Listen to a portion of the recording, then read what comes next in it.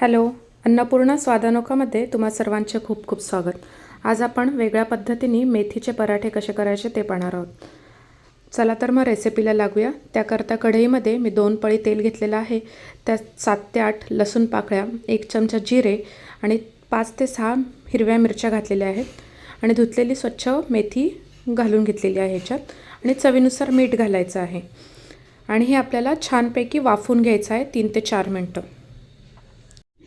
वाफून झाल्यानंतर आपल्याला गॅस बंद करायचा आणि हे मिश्रण अगदी थंड होऊन द्यायचं आहे. थंड झाल्यानंतर हे मिश्रण आपल्याला मिक्सरमध्ये बारीक करून घ्यायचं आहे.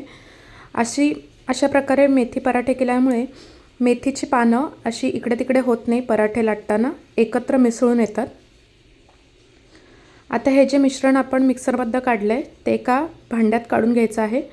1 चमचा ओवा घालून घ्यायचा आहे आणि यात बसेल तेवढं आपल्याला गव्हाचं पीठ आणि थोड्या प्रमाणात डाळीचं पीठ घालून घ्यायचं आहे.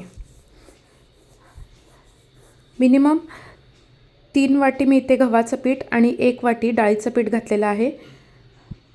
आता त्यात थोडंसं मीठ घालायचं आहे कारण मेथीच्या भाजीत आपण मीठ घातलं होतं.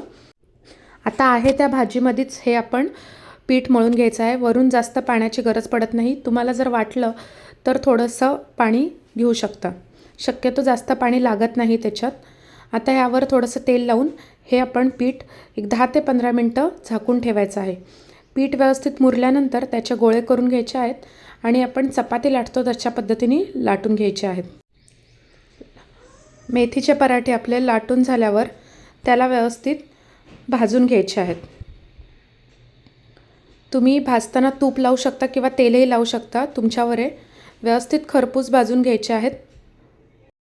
हे पराठे आरामात 3 ते 4 दिवस टिकतात. तुम्ही कुठे ट्रिपला जातानाही यूज करू शकता हे. अशा प्रकारे आपले मेथीचे पराठे तयार आहेत. वेगळ्या पद्धतीने केलेले आहेत. नक्की ट्राय करून बघा. रेसिपी आवडली असेल तर please like, share, subscribe. Thank you so much for your support.